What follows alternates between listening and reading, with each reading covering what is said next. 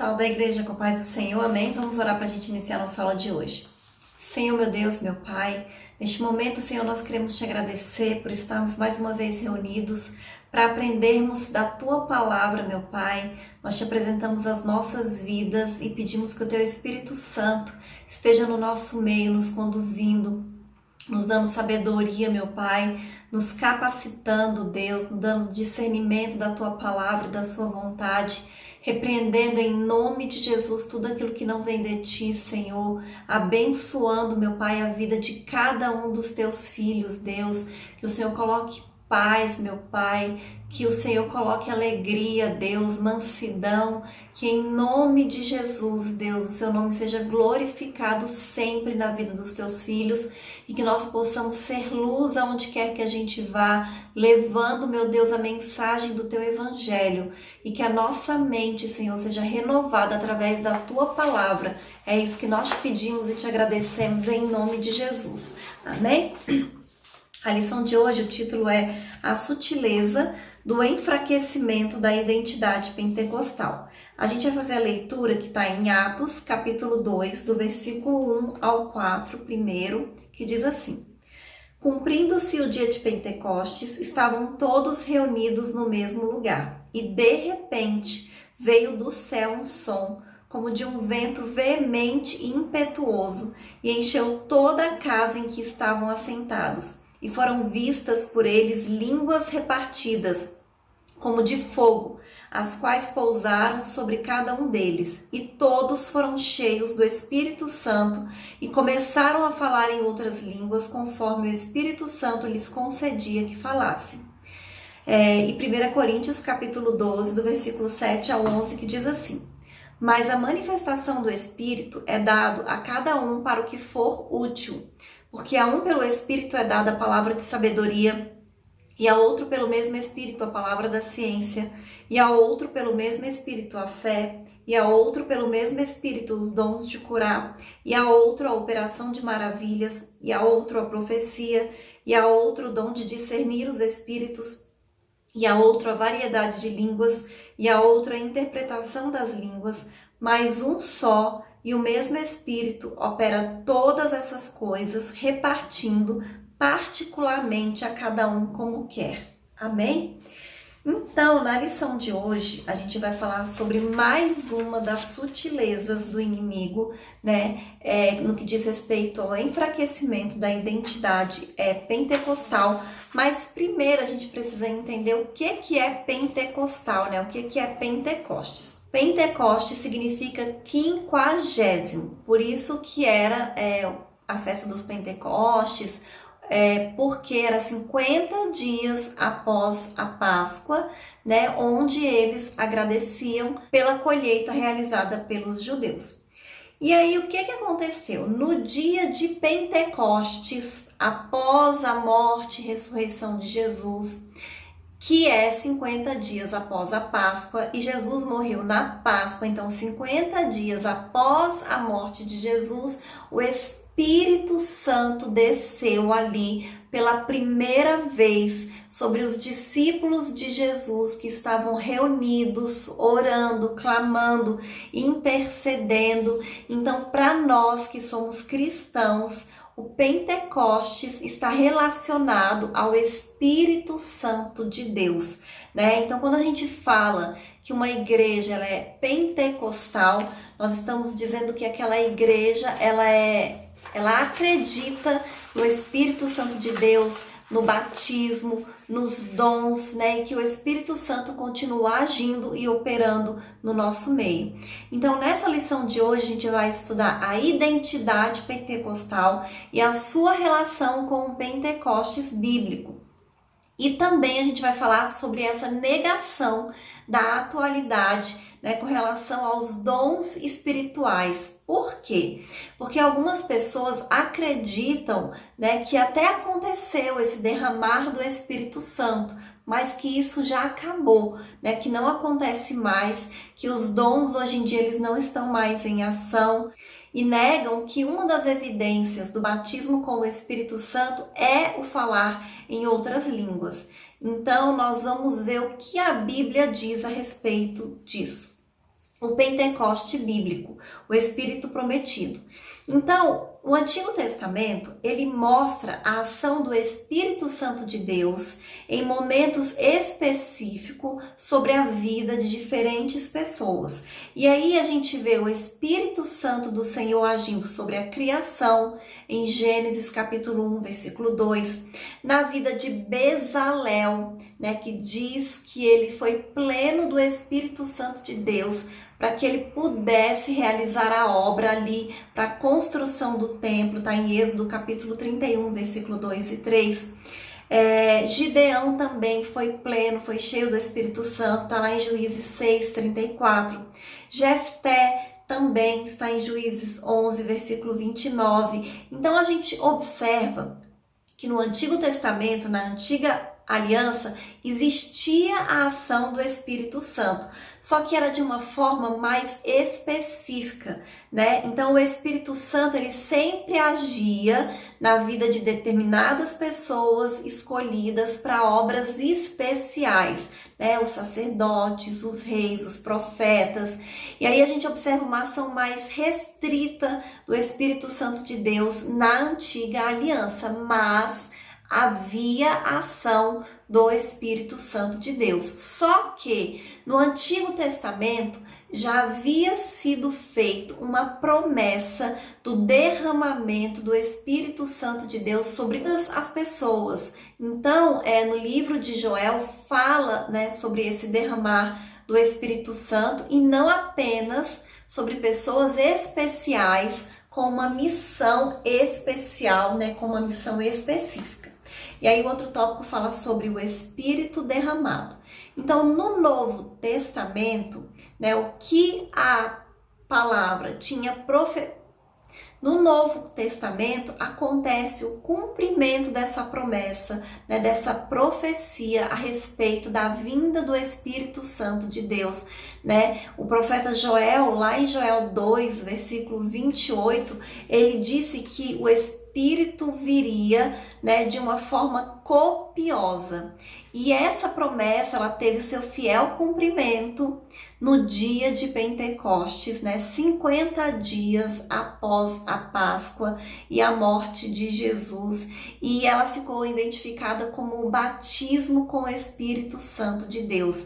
Então, no Pentecostes, nós observamos o Espírito Santo sendo derramado sobre toda a carne, né, sem distinção, sobre homens e mulheres, independente da nação, da raça, da idade, né, sobre jovens e velhos, né, e tudo isso mostra a universalidade da promessa de Deus. Então, todos os que creem podem receber o Espírito Santo de Deus, podem ser revestidos pelo Espírito Santo de Deus.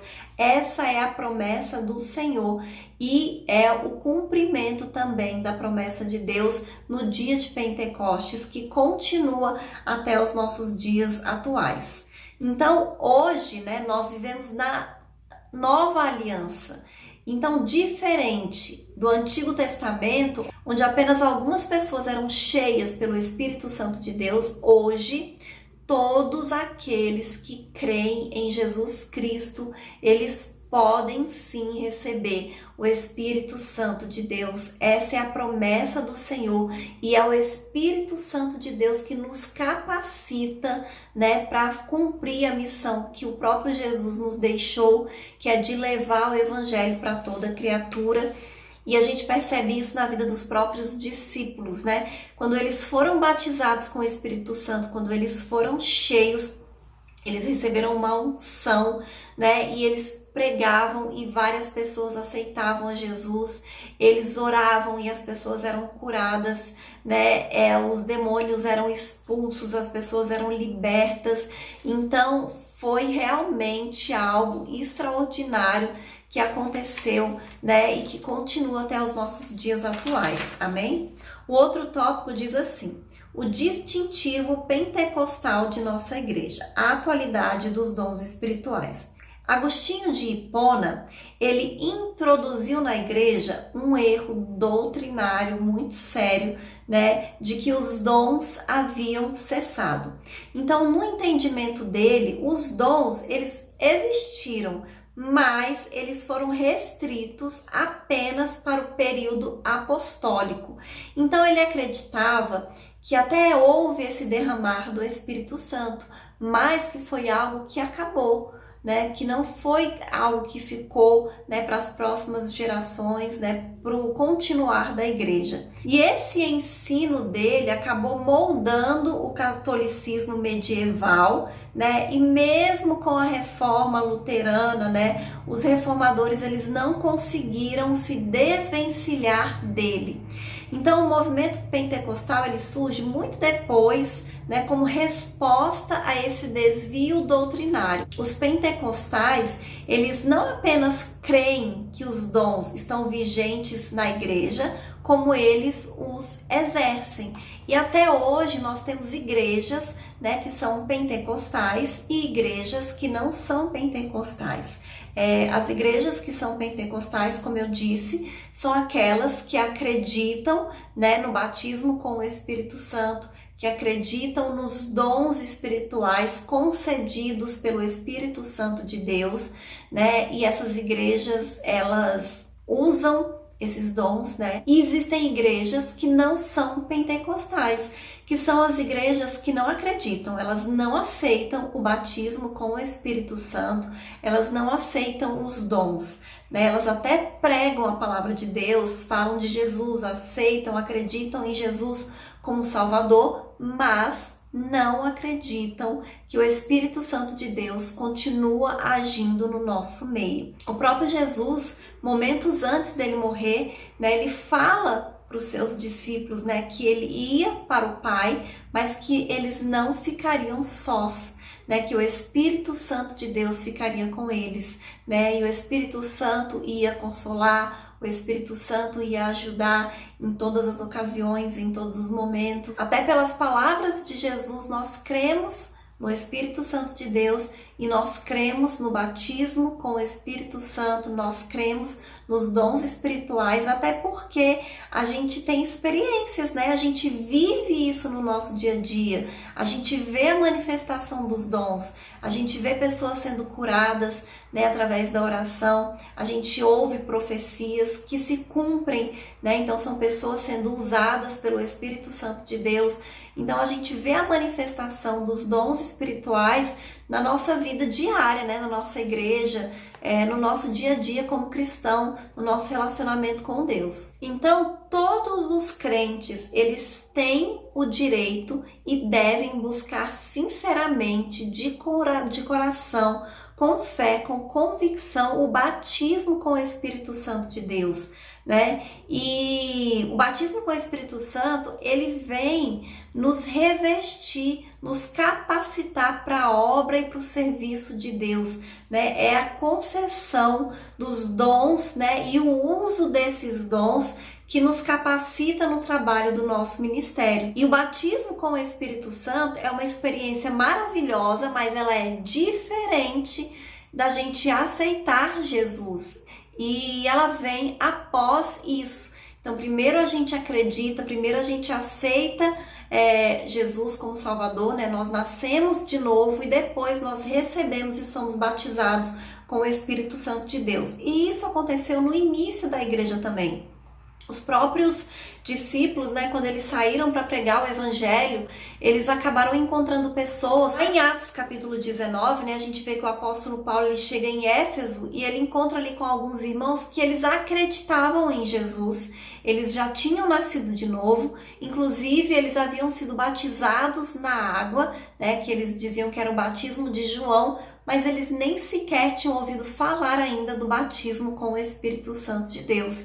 E aí Paulo ele fala, né, para aquelas pessoas e ora e eles recebem o Espírito Santo. Então nós, como crentes, né, em Jesus Cristo, que nascemos de novo, nós temos o direito de sermos batizados com o Espírito Santo de Deus, né? E porventura, se alguém não for, né, pode buscar, pode acreditar, sem ter dúvidas no seu coração, que com certeza o Senhor vai batizar. Amém? Porque essa é a promessa de Deus, né? É isso que o Senhor deixou disponível para nós. E aí o outro tópico fala assim, as línguas como evidência. Então, o batismo do Espírito Santo, ele tem um sinal físico que deixa claro e evidente de que isso aconteceu, que é o falar em outras línguas, né? Conforme o Espírito Santo de Deus nos capacita. E o falar em línguas, neste caso, é o mesmo em essência que o dom de línguas.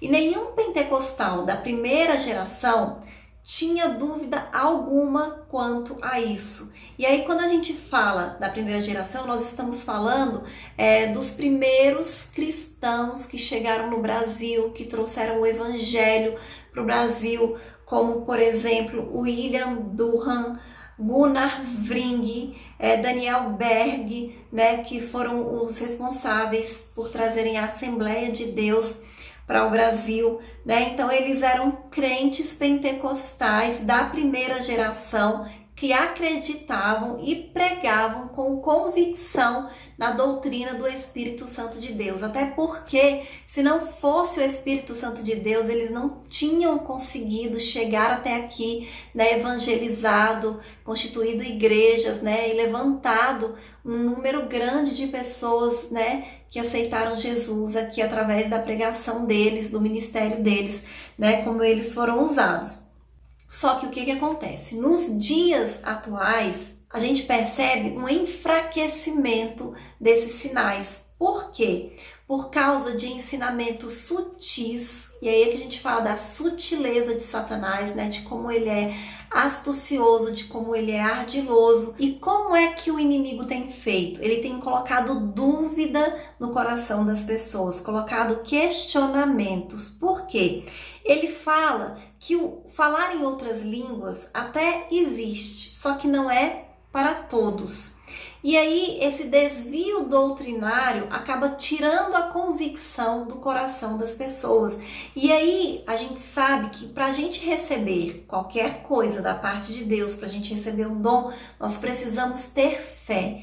E se nós estivermos duvidando, a gente não consegue receber nada. E isso é uma mentira de Satanás. Não é a evidência de falar em outras línguas, de ser batizado com o Espírito Santo, não é para algumas pessoas, é para todos aqueles que creem. É o que está escrito na palavra de Deus. E outra coisa que Satanás faz, às vezes a pessoa até ora em outras línguas, só que quando ela está orando, muitas vezes o diabo coloca assim na mente dela uma dúvida. Será que você está orando do Espírito Santo mesmo? Ou será que é da sua cabeça? Você está realmente falando em línguas, motivada pelo Espírito Santo? Ou será que você aprendeu essas línguas ouvindo outra pessoa falar e está somente repetindo? Então nós não podemos deixar Satanás colocar dúvidas no nosso coração e na nossa mente. Se você acredita em Jesus, se você nasceu de novo, se você é batizado nas águas ou não, mas você já nasceu de novo, você pode sim ser batizado pelo Espírito Santo de Deus e falar em línguas. E a partir do momento que você estiver falando em línguas, não tenha dúvidas de que se é o Espírito Santo ou não. Simplesmente creia. Porque às vezes, quando a gente está orando em línguas, a gente fica se questionando por quê? Porque a Bíblia diz que quando a gente ora em línguas, o nosso espírito ora de fato, mas a nossa mente não. Então o nosso espírito ele está orando e a gente não entende o que ele está falando. E aí às vezes começam a surgir essas dúvidas. Então se você ora em outras línguas, não duvide de que é o Espírito Santo. E se você não ora, comece a orar. Comece a orar, mesmo que seja timidamente, comece a orar e você vai ver como o Espírito Santo vai te usando, como o Espírito Santo vai te enchendo e como você vai começar a falar mais naturalmente. Amém? O outro tópico diz assim, mantendo a chama pentecostal acesa, fidelidade às Escrituras. Então, uma marca clara, né, dos pentecostais clássicos ou históricos era o seu amor e fidelidade às Escrituras, ou seja, a palavra de Deus. Para os pentecostais, a Bíblia, ela é a palavra de Deus. Não tem erro, ela é infalível, né? Ela é verdadeira.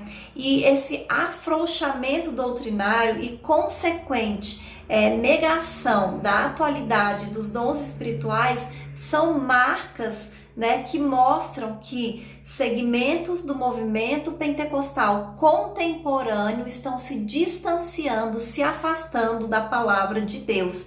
E todo desvio doutrinário, bem como toda heresia, existem por conta da negação da palavra de Deus ou do acréscimo a alguma coisa às Escrituras.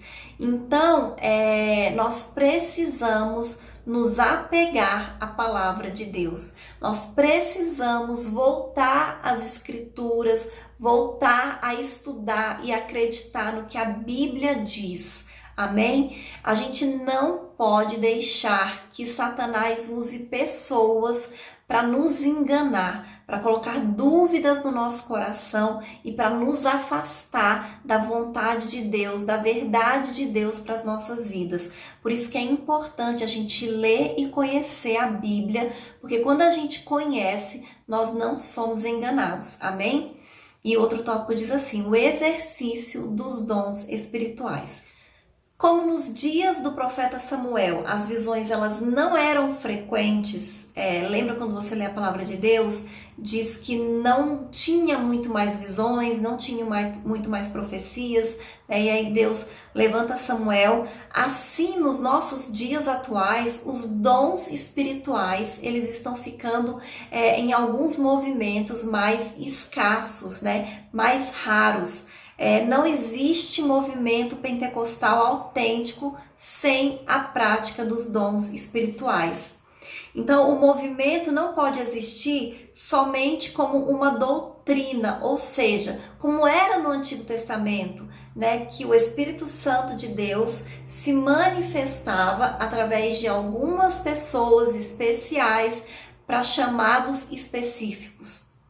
Como nós lemos, né, como nós vimos, os dons espirituais no Novo Testamento é um derramar para todos aqueles que creem. Então não precisa ser raro, não precisa ser esporádico, não precisa ser apenas algumas pessoas.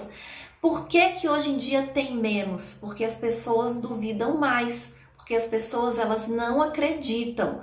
Então nós precisamos acreditar. A partir do momento que você acreditar verdadeiramente nos dons espirituais e você começar a praticar no seu dia a dia, falando em outras línguas, orando pelos enfermos para eles serem curados, profetizando, né? E quando a gente leu lá o texto de abertura, 1 Coríntios capítulo 12, que fala, né, dos dons espirituais, colocando em prática todos aqueles dons que nós lemos no texto de abertura. Então isso tem que ser um exercício diário, né? Tem que ser no nosso cotidiano, tem que ser uma coisa normal no nosso meio cristão pentecostal, né? Os dons, os milagres, a manifestação do Espírito Santo, o falar em outras línguas, né? Tudo isso tem que ser algo que faz parte do nosso dia a dia. Mas o que acontece?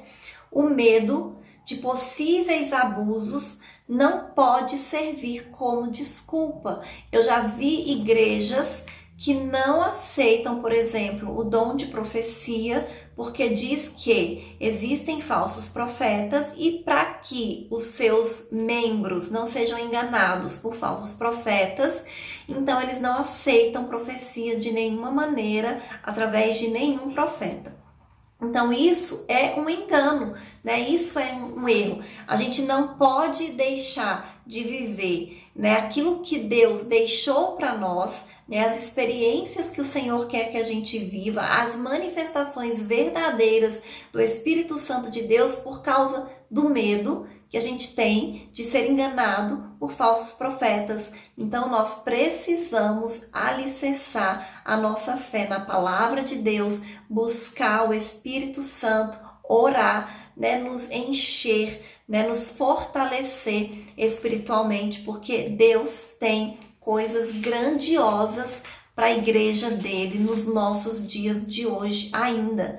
Não é somente para a primeira igreja, é para a nossa igreja nos dias de hoje, né? Deus quer se manifestar, Deus quer curar, né? Deus quer capacitar, né, os seus filhos para exercer o seu ministério, a sua obra, né, que precisa tanto de obreiros capacitados. Amém? E o Senhor nos deixou esses dons para isso. E eu vou ler a conclusão que diz assim: nessa lição, vimos que o movimento pentecostal possui sólida fundamentação bíblica. Vimos também que, como movimento do Espírito, o pentecostalismo está inserido dentro de certo contexto histórico. Isso o fez consciente de sua missão. Contudo, após um século do seu advento, o movimento passou a dar sinais de esfriamento. Não há dúvida de que o enfraquecimento doutrinário e até mesmo desvios teológicos que negam as manifestações dos dons espirituais está na gênese desse processo. Amém?